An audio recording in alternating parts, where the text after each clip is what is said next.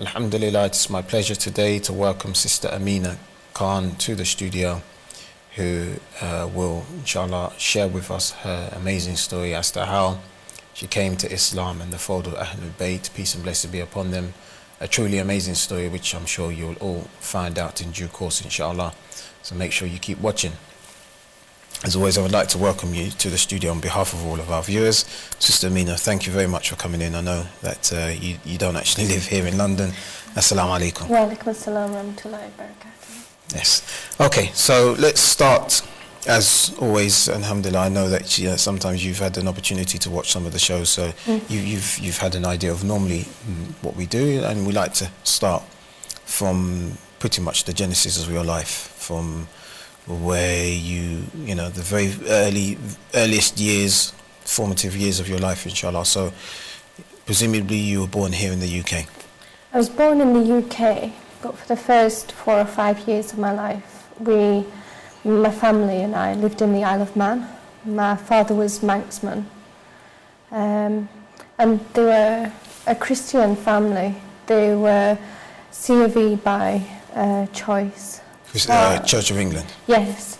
So the church and religion in that respect played an important role in our lives. Sure. So you said your father was a?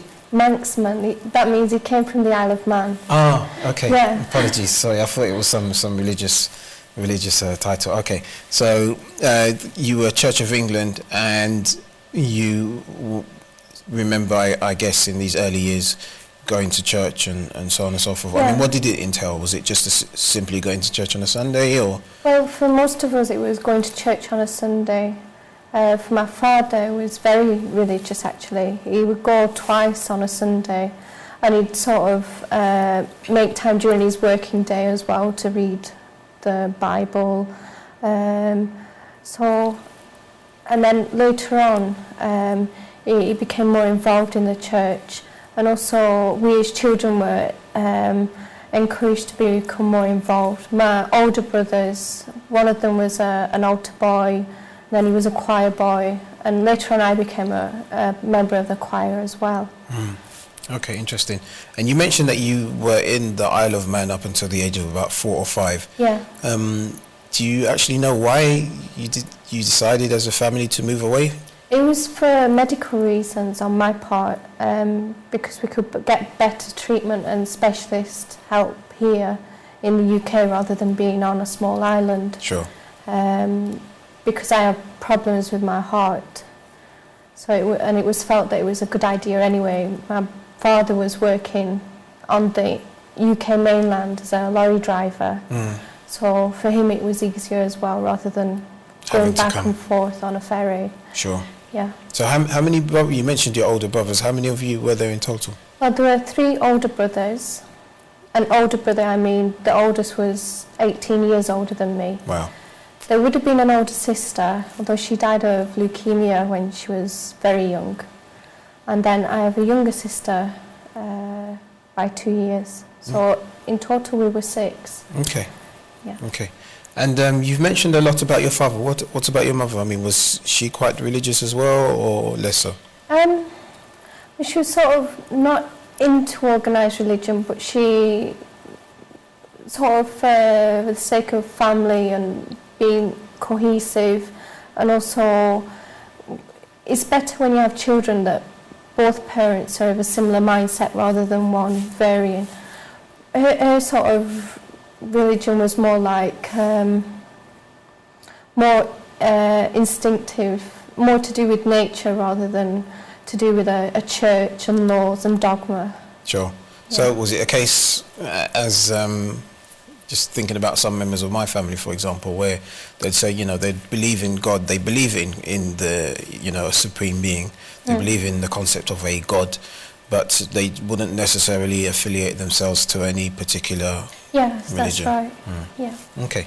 So, I mean, obviously, it seemed to work quite fine, i.e. the fact that your dad was quite religious and your mother didn't necessarily oppose his religiosity. No, that's right. Okay. And when you were in these younger years of your life, You mentioned how you got involved in the church. Mm-hmm. Can you just give us a bit more detail? I mean, what did this entail? And for example, did you go to Saturday or Sunday school or anything like this? Okay, the main thing was Sunday. We went to the Sunday Eucharist, as they call it. That's a Sunday service. But the children, my sister, we went to Sunday school during the service and came out when it was the time for communion, which was the sort of pinnacle of the service. Also, we were enrolled in church schools as well. Okay. And it was only much later on that I became a member of the choir, and a little later on that I was confirmed in the Church of England as well. Okay. And was it the case, I mean, you mentioned you had a brother who was 18 years your senior. Sometimes, especially in the West and in a lot of Christian families, the parents or one parent may be quite religious, but that doesn't necessarily always translate down to the children. For those, for example, your older siblings, and even as you were becoming an adult yourself, I mean, was it the case that you as a family were quite religious, or was it a case that you all kind of went your separate ways in terms of their relationship with God? Actually, with my brothers, when they moved out of the household, one of my brothers, younger to my eldest brother, he sort of maintained his religion. My eldest brother, he liked going to the Baptist church. Okay. For him, that was his slot. My other brother had and the third brother wasn't at all religious and has never been religious, really.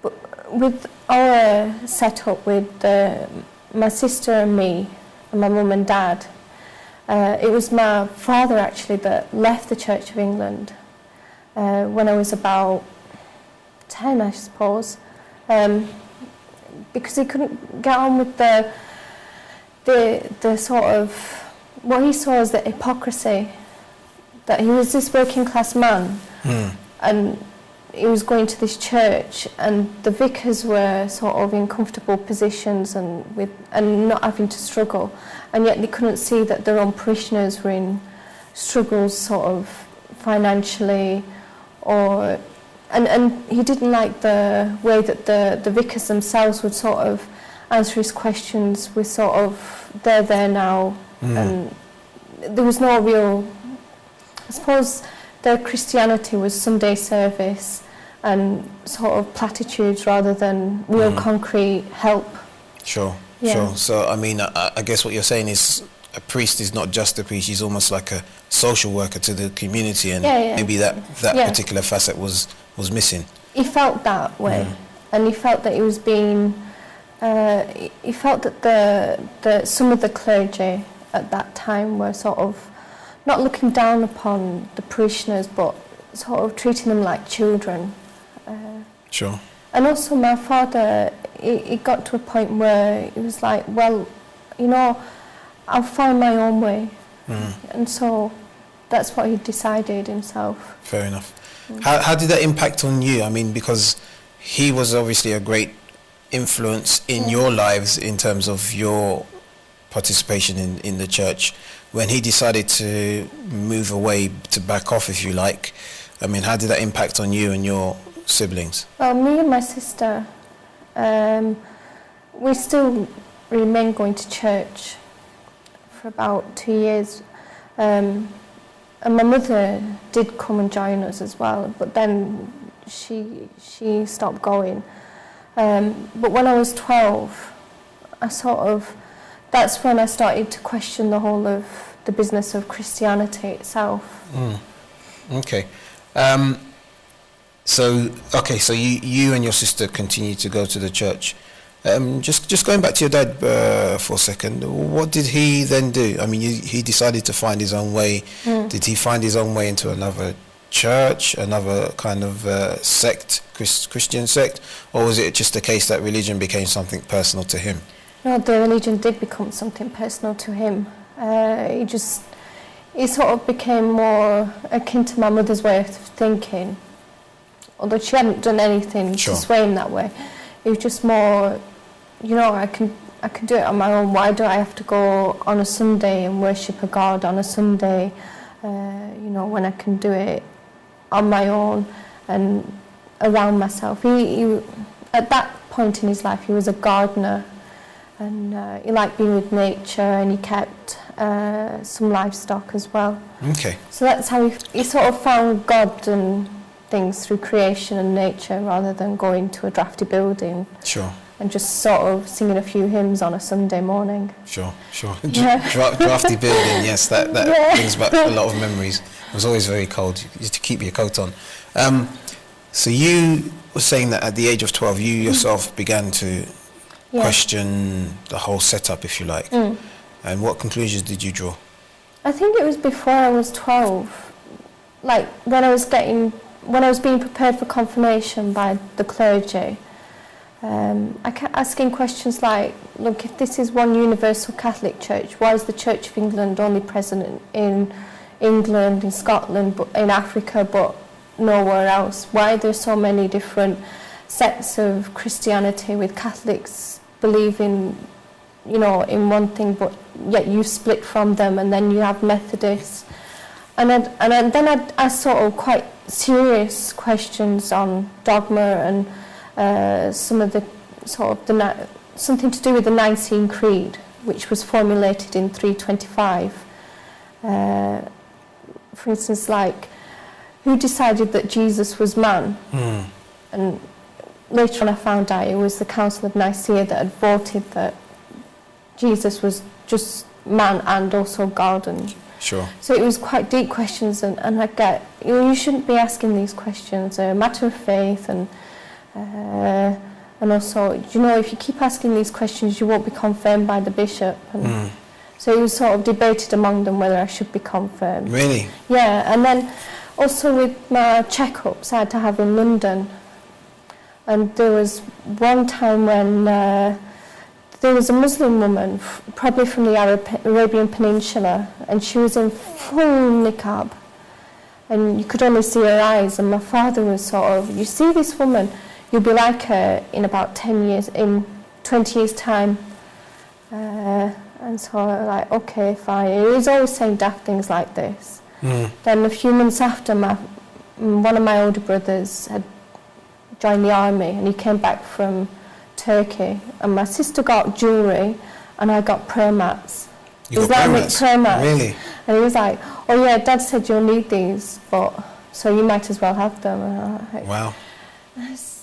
Anyway, so when I was 12, I left the Church of England. I didn't stop believing in God, but I did stop believing in... I suppose I lost my faith in the Church of England rather than losing my faith in God. In God. So you decided that the Church of England wasn't for you. It's quite a common story, this, you know, if you become what would be considered a difficult parishioner, i.e. asking difficult questions, and this concept of it's a matter of faith, not so much intellect. Were you having these discussions with anybody that was your age? The only reason I'm asking is because I'm thinking people your age would probably think, what on earth are you talking about, you know? Why aren't you talking about, I don't know, whatever it was in those days, Pop Idol, whatever it was in those days, as opposed to... And, E17, and who was your favourite pin-up? This was what was at school. Yeah, so I'm assuming you didn't have these conversations with your fellow colleagues. I suppose it was my medical condition that prevented me from sort of being involved in PE, for instance, and building up team. And also I was so into my books and reading and learning, because from a young age I thought, if I can't do anything physical, then I can do something with my brain, which I did do. And so I wasn't into these sort of conversations that didn't go anywhere, didn't mean anything and that. So I like sort of thinking over things myself and coming, you know, reading and getting background information and coming to a conclusion myself. Sure. So tell me what your father meant. I mean, it seems as though he meant you were going to become a Muslim at some point in the future, but I mean, why would he look at his 12-year-old daughter, somebody who's just moved away from the church, probably doesn't have any sympathy for any other religion, and probably not Islam, especially, you know, if he had bought into the kind of image that, you know, one sees in the media on a day-to-day basis. Why would he say something like that? How was he able to, you know, obviously he knew his daughter well enough, but, you know, how was he able to come to that conclusion? I don't know, he had these sort of premonitions or intuitions, whatever you want to call it, of many other things as well. So, and he'd say these things sort of out loud to you, or whoever it concerned. But you really wouldn't take him so seriously, or you'd think, okay, fine, yeah, whatever. So, that was it really, it wasn't... Sure. And at the time as well, I mean, Islam and being Muslim wasn't in the media, say, in the 1990s as it became, you know, after 9/11 and, you know, subsequently as the dawah and the spread of Islam. You know, it was quite...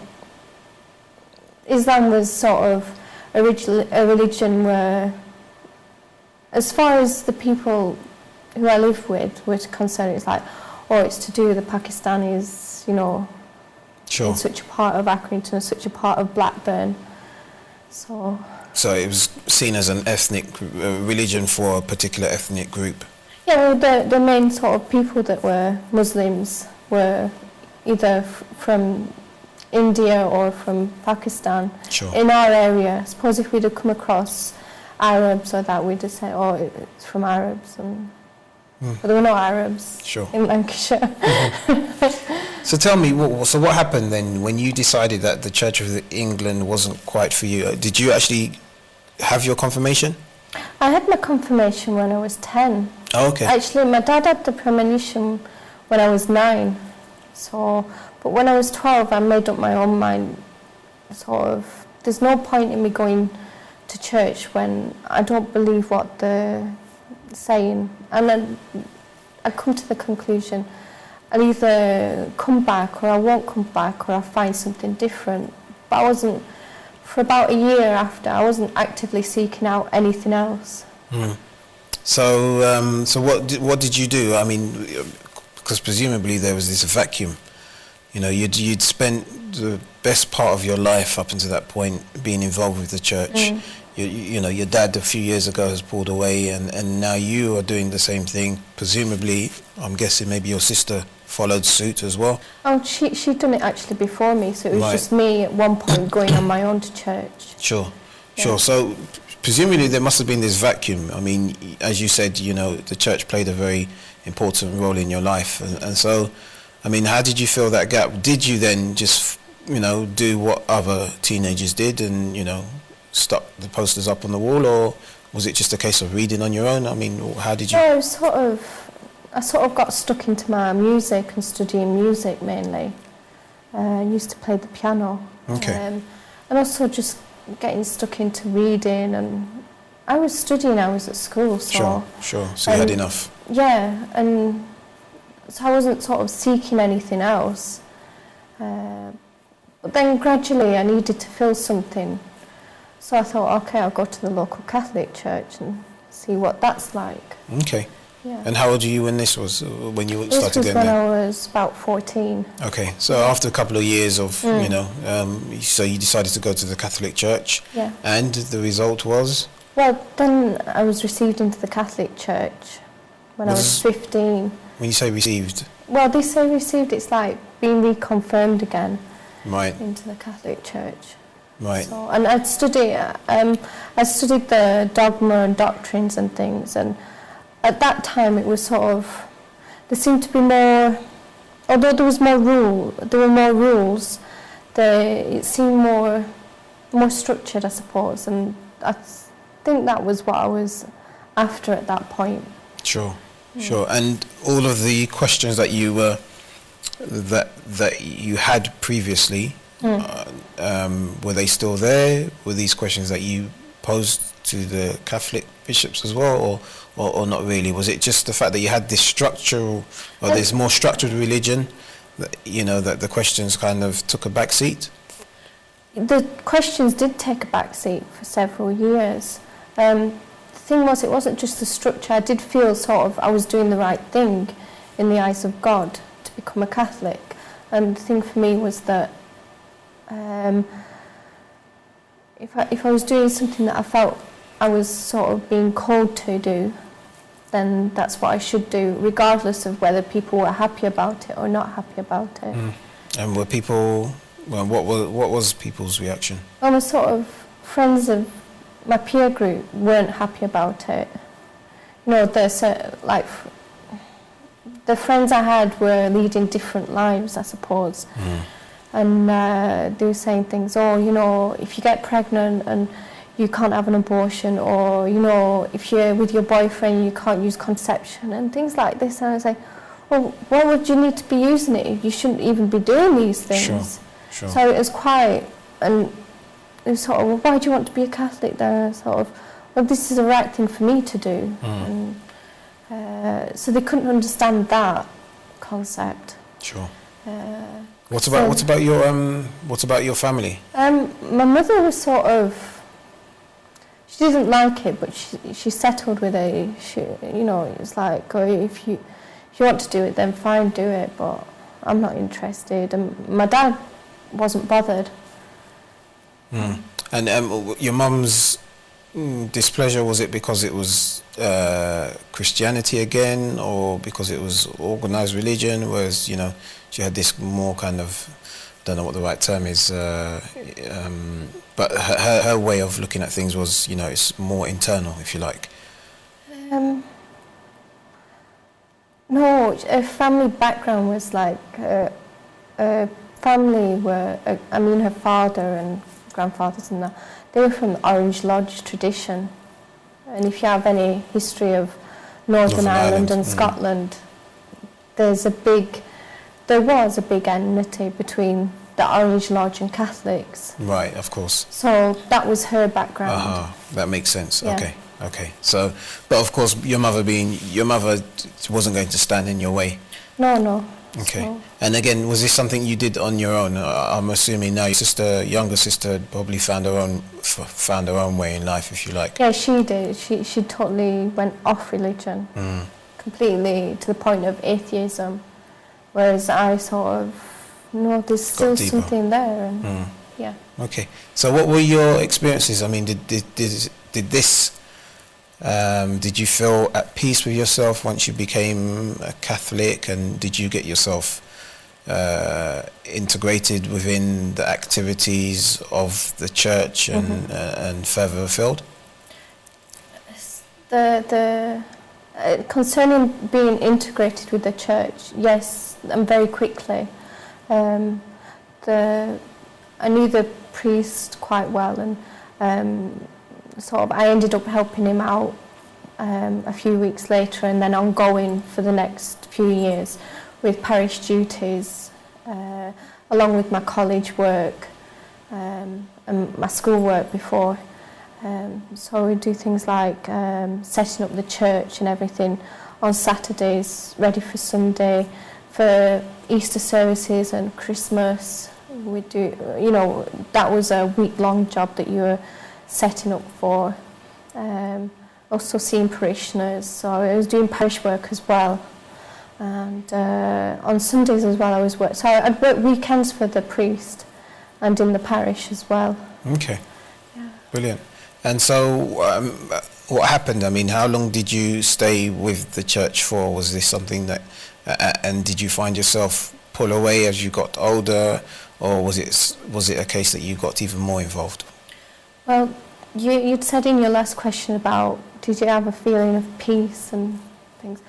I can say honestly that the feelings of peace sort of, they were there for 2 weeks, and then I started thinking about the religious life.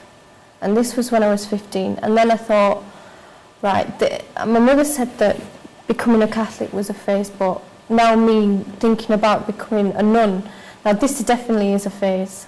So I was a bit in turmoil with it. And I thought, if I tell anybody what I'm thinking, then they're going to think I'm completely mad.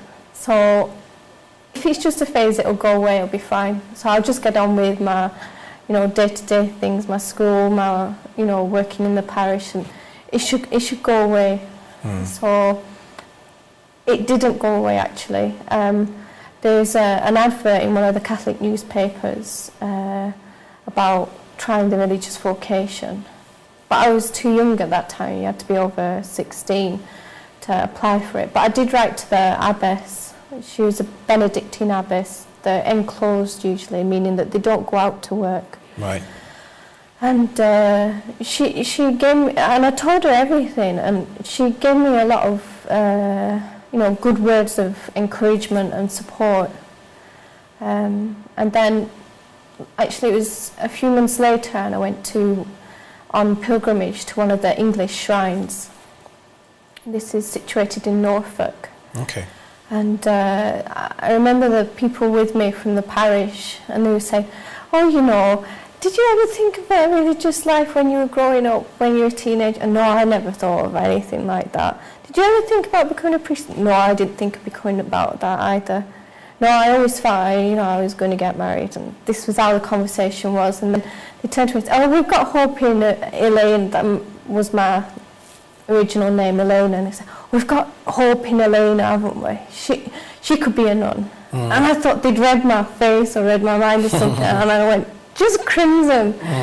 So, and then a few months after that, I told the priest sort of guessed that I was thinking about that. So he got me 2 addresses, and it was from there that I took it.